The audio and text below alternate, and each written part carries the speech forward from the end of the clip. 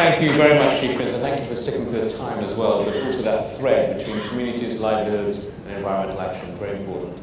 Lars, I think we should hear from you and then Richard, two countries that have been very significant in the whole climate change debate, and we should finish off with you two, I think. So Lars, please take the stand. Lars is the State Secretary from Norway.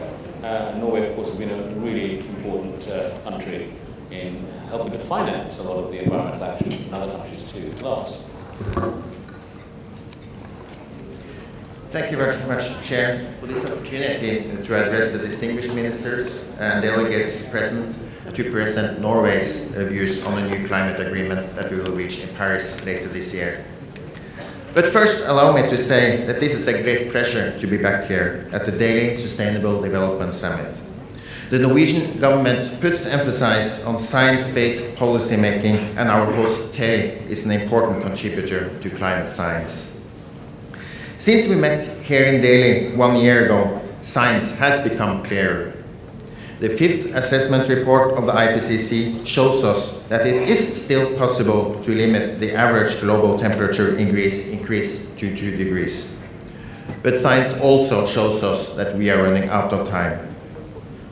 Lack of action will result in widespread changes to the climate system. Continuing our business as usual would put our planet on track of more than 3 degrees warming. This would put ecosystems, people and societies at great risk. This is not an option.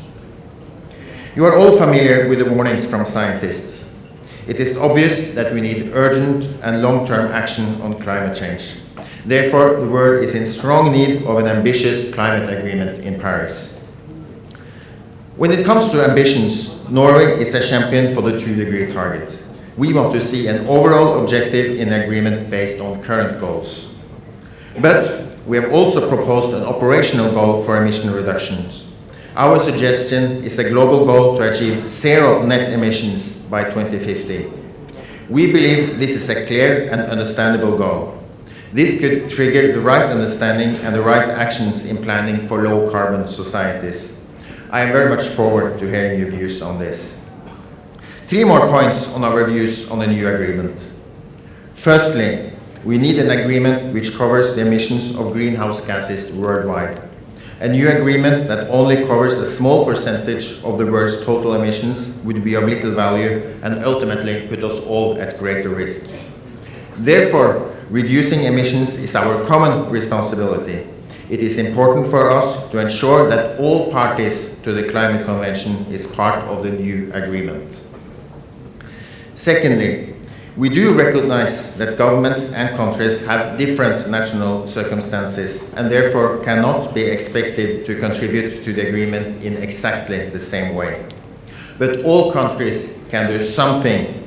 It is important to keep in mind that emission reductions also can have many co-benefits from health, environment and society. Many of the measures we can take will contribute positively to a country's development. Thirdly, and as a result of the need for all parties to contribute and the different national contexts, we need to ensure a fair and just climate agreement. There must be mechanisms in place to ensure that there is finance available for mitigation and adaptation actions in poor countries.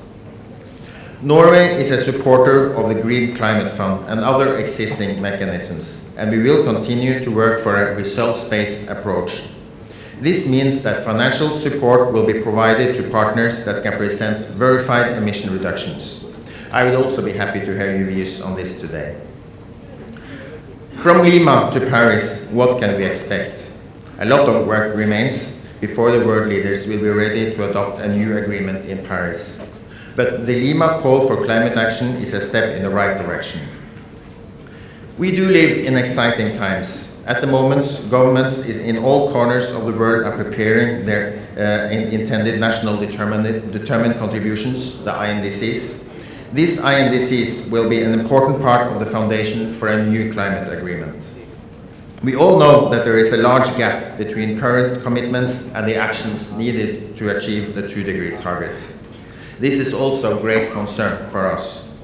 Therefore, we are glad that the Lima Agreement agreed that the new contributions represent a progression beyond the current commitments by each party. Norway's INDC contribution will be presented by the end of this quarter, but already this week my government presented our suggestion for the Norwegian Parliament, in where we suggest that Norway should have the same ambitions as our neighbors in the European Union, which is 40% reduction in 2030 compared to the 1990 level. Norway is not a member of the European Union, but we share the same goal with the European Union on this, and therefore hope also for a strong cooperation with the EU on achieving a goal of 40% reduction in 2030 compared to the 1990 level. And we also looking forward to see the INDCs of other countries, as these contributions will indicate how ambitious we can expect the climate agreement to be.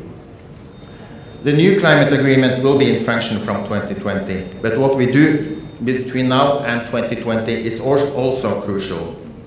REDD+ and other forestry initiatives, energy and short-lived climate pollutants are among areas with great potential. Norway works with multiple partners to strengthen capacity in the forest sector and reduce deforestation and forest degradation. My government has reaffirmed Norway's strong commitment to REDD+ with the same long-term goals.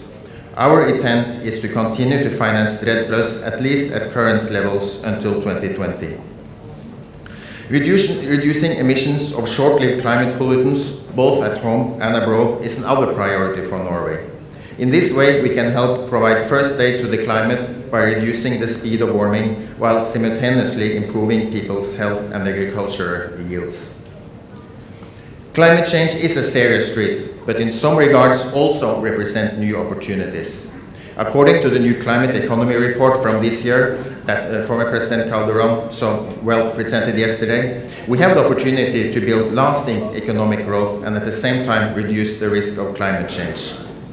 Obviously, countries that take early action on climate change will also have advantages to the increasing global market for green technology. The Sustainable Development Goals being developed this year are also crucial to the climate agenda. The post-2015 agenda must be designed to build resilient societies and eradicate poverty through sustainable development. The SDGs and the new climate agreement must facilitate the same green transition, a transition with a third important process this year must also support. Norway wants the Conference on Finance for Development in Addis Ababa in July to recommend concrete actions aimed at mobilizing and optimizing all types of financial flows for sustainable development purposes. As I said earlier, we live in exciting times. If the world leaders succeed in Paris in December, the new climate agreement can become the most important international agreement of our time. Norway remains committed to this process, and we look forward to working with all of you to ensure that by the end of this year we have the climate agreement the world needs. Thank you very much for your attention.